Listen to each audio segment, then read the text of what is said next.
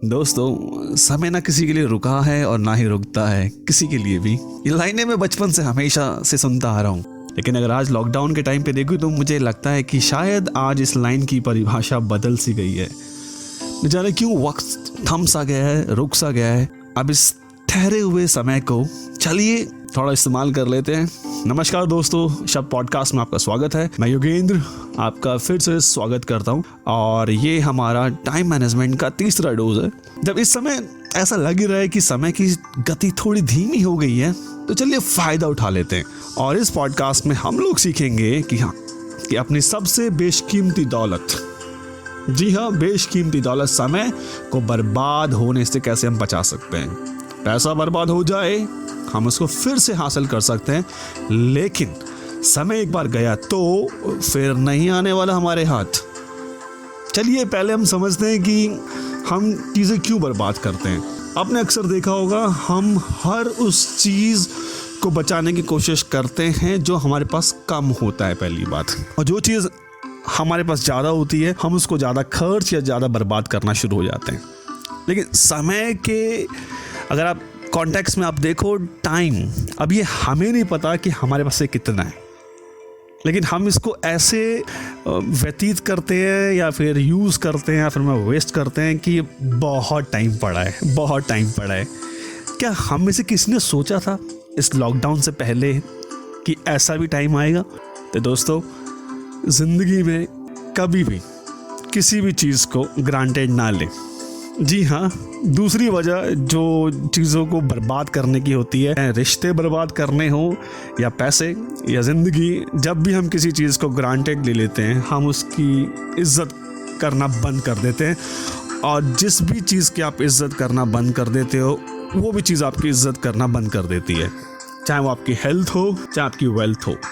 तो चलिए सीखते हैं कि हम अपनी बेशकीमती दौलत समय को कैसे बचा सकते हैं। टिप नंबर 1, आपको अपना नेक्स्ट डे प्लान करना है एडवांस।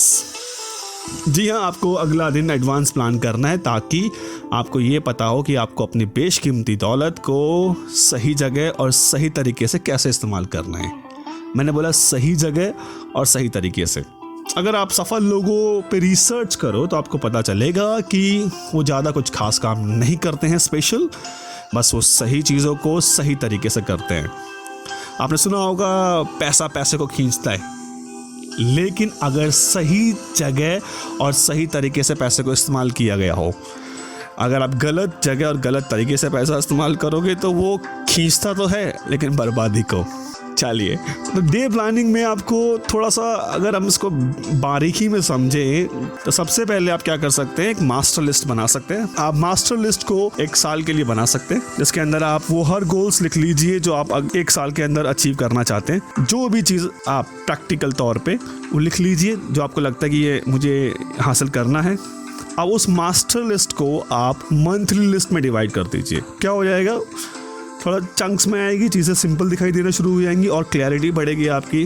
और मंथली को आप उसको डेली लिस्ट में डिवाइड कर लीजिए, ताकि आपको ये पता होगा कि अगर आज मैं डे नंबर 1 से काम करता हूँ और 365 पे पहुँचता हूँ, तो मैं अपने सारे गोल्स अचीव कर लूँगा। और किस दिन मुझे क्या क्या काम करना है, जैसे बूंद बूंद से सागर भरता है, उसी तरीके से डे से आपका ईयर कंप्लीट हो जाएगा अगर आप हर दिन अपने प्लान को फॉलो करेंगे।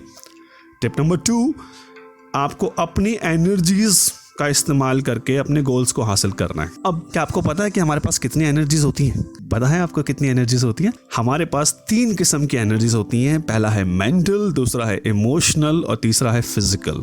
जी हाँ, मेंटल, इमोशनल और फिजिकल। अगर आप किसी भी गोल को हासिल करना चाहते हो, आपको ये चीज़ ध्यान रखना है, प्लानिंग के बाद जो दूसरा इंपॉर्टेंट पॉइंट है, फैक्टर है, वो है इन एनर्जीज का सही तरीके से इस्तेमाल करना।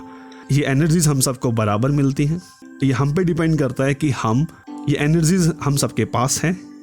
निर्भर करता है हम पर कि हम इनको सही जगह लगाएं या गलत जगह लगाएं। आपका निर्णय या तो आपको गोल्स के नज़दीक लेके जाएगा या आपका निर्णय आपको अपने गोल से दूर लेके जाएगा। तो ये चीज़ ध्यान रखना है आपको कि एनर्जीज को आप सही तरीके से इस्तेमाल करें। अब चलिए कुछ सीख लेते हैं कि इन तीनों एनर्जीज को हम रिचार्ज कैसे कर सकते हैं, क्योंकि जब दिन शुरू होता है एनर्जी पूरी होती है, बट दिन के ढलते ढलते हमारी एनर्जीज डाउन होना शुरू हो जाती हैं। तो मेंटल एनर्जी के लिए आप लोग क्या कर सकते हैं, मेडिटेशन कर सकते हैं।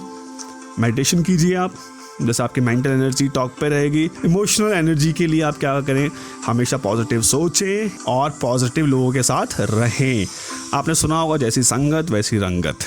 उसके अलावा आप मंत्रों का जाप कर सकते हैं, आप सेल्फ अफर्मेशंस का इस्तेमाल कर सकते हैं, या कोई भी आप जिस भी धर्म से आप संबंधित हैं उस धर्म से कोई पॉजिटिव चीज़ें आप चैंट कर सकते हैं।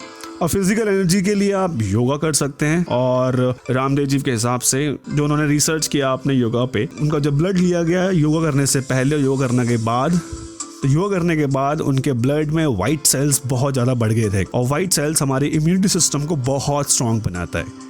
आपने देखा है कोरोना का टाइम चल रहा है, अगर आपको अपनी इम्यूनिटी सिस्टम स्ट्रॉन्ग करनी है तो योग करें, आप जितना ज़्यादा हो सके योग करें। ये थी हमारी टाइम मैनेजमेंट की तीसरी डोज, जिसमें हमने सीखा है फायदे डे प्लानिंग और दूसरा एनर्जीज का हमें सही इस्तेमाल करना है। और जाते जाते मैं आपको एक एडिशनल इन्फॉर्मेशन दे जाता हूँ। रिसर्च के हिसाब से अगर आप अपना डे एडवांस में प्लान करते हैं तो आप अगले दिन के 2 घंटे बर्बाद होने से बचा सकते हैं। 2 घंटे 120 मिनट जिंदगी जो आपको दोबारा नहीं मिलने वाले। और डे प्लान करने में मैक्सिमम आपका 15 मिनट लगता है। 15 मिनट का इन्वेस्टमेंट अगले दिन के 2 घंटे आपके बर्बाद होने से बचा सकता है। ये था एडिशनल टिप। सो मैं उम्मीद करता हूँ कि इस पॉडकास्ट से आपको बहुत फायदा मिलेगा। Thank you so much. Keep on learning.